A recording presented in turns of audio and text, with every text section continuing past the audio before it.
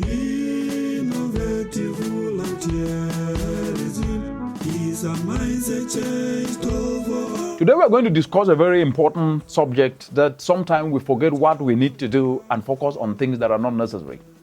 Elementary philosophy teaches on the origins of man, and among the theories put forward is the creation theory. This theory narrates how God created man and put him in his garden to till and work on the land and be productive. All this was on one very direct condition: to not eat from the tree of the knowledge of good and evil. But man chose to defy this direct charge from his creator, and we are all suffering the consequences to that thousands of years later. Herein lies a very critical lesson for Africa's transformational development. It must be driven from the understanding that people, as morally free agents, reserve the right to choose to develop, and that if they choose not, then there is little that can be done but to bear the consequences. After all, we know that you get what you deserve. This is, however, not the end. There is always a way out for the willing that needs to be facilitated. And to execute it, we must understand that the best we can do is to work very hard with the willing to devise inclusive solutions that address societal and community challenges. It is from this that we can bring people on our side so that they can choose, so that they can own, protect, and drive a realistic path to transformational development. But to do this, we must do what I call understanding context. The most critical step in bringing people on the side of choosing correctly is understanding context. Foundational economics tells us that a skilled human being capable of turning challenges into enterprise opportunities is 4 times the value of produced capital and 15 times the value of natural capital. That should really matter to any transformational development. That is people. The quality of people matters. And this is the foundation of knowledge economics that holds sway globally. But as we speak today, we do not prioritize human capital in this part of the world. Why is this so? The answer lies in wrong mainstream narratives that continue to perpetuate. We are conditioned by society to appreciate only the product and not the process. We are all culprits in this. No one can say he or she is free. When we are told repeatedly in school that what we need to do is to work hard and get certificates, and that these certificates will entitle us to jobs. That's wrong. This is how we have been conditioned, that a job entitles us to start living a life of luxury and enjoyment. That's wrong. Yet these are basic guides which hardly cover all aspects needed to achieve progress in the very dynamic and competitive global space we are in today. This is the reason discovery of minerals and mineral prospects is always made with euphoria and excitement. The assumption being that these minerals will somehow magically transform societies and turn them into wealthy nations. We get that wrong.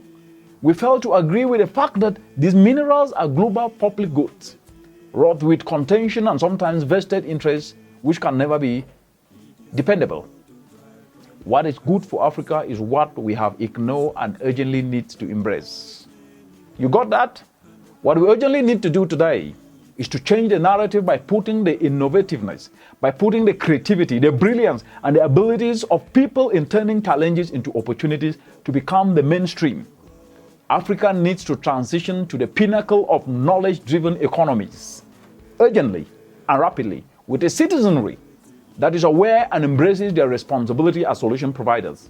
Anything less than that will be lip service.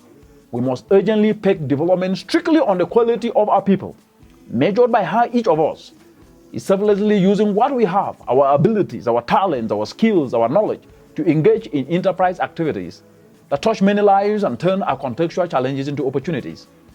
We must take to heart every time the fact that the greatest resource we have is us as a people, and that we cannot always benchmark our progress on what is set as a mainstream agenda.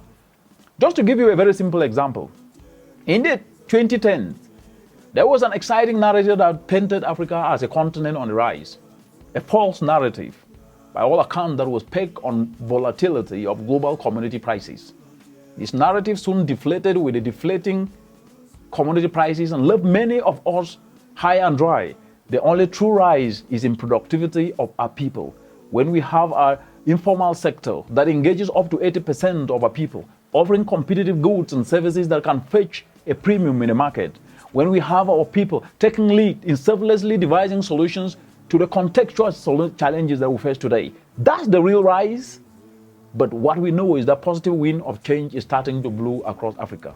As we speak today, a false narrative, as we know, falsifies development. Our skills and talents are by themselves resources that we can tap to action, to turn policies into opportunities. But for quite so long, these resources have been ignored. But the counter-narrative to this wait-and-see approach that hasn't worked for decades is now beginning to be handled with a new approach, through a mindset change approach that we call innovative volunteerism, where willing young people from east to west, north to south, are voluntarily volunteering themselves to use what they have to turn challenges into opportunities. We are beginning to see willing ordinary citizens, and especially the young people, stepping to the plate and taking responsibility with what they have. They are leveraging on their passion and applying themselves to devise solutions that touch many lives.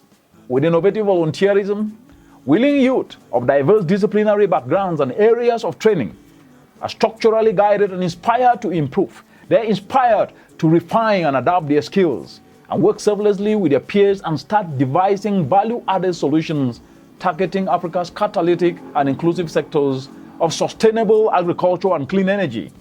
By targeting solutions in areas that engage the majority of the African continent, innovative volunteerism as a tool is facilitating these youth to choose rightfully and take personal responsibility for the continent's transformation.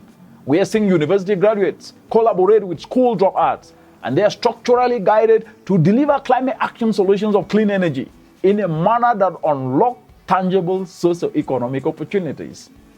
For example, willing youth guided to apply their skills and talents to develop climate action solutions of mechanical solar dryers using locally available material are helping mothers in villages dry their food. They are collaborating with agro-value chain actors and communal cooperatives to offer pay-as-you-go services.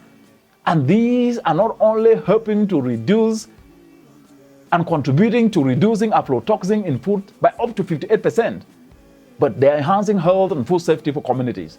They are contributing to cutting post-harvest losses that cost Africa up to $48 billion annually. And they're enhancing community incomes by up to 150%. They're inspiring more youth to get off the bandwagon of complaints and blame game. They're inspiring you to shun victimhood and emotional poverty and face the reality that Africa's future lies in them. Being solutions provider, not waiting for others to give them jobs. The solar dryer dimension that I've mentioned is only one among multiple. Waste is turned to briquettes. But the youth are applying this ingenuity. They're working with cooperatives and other informal actors to become champion solutions providers, and by this secure the future and the continent of Africa. This is how we can drive meaningful progress under the changing climate. It is possible because we can.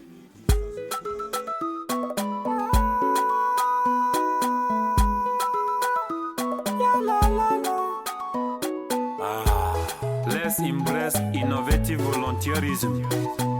Ah ouais, ainsi court.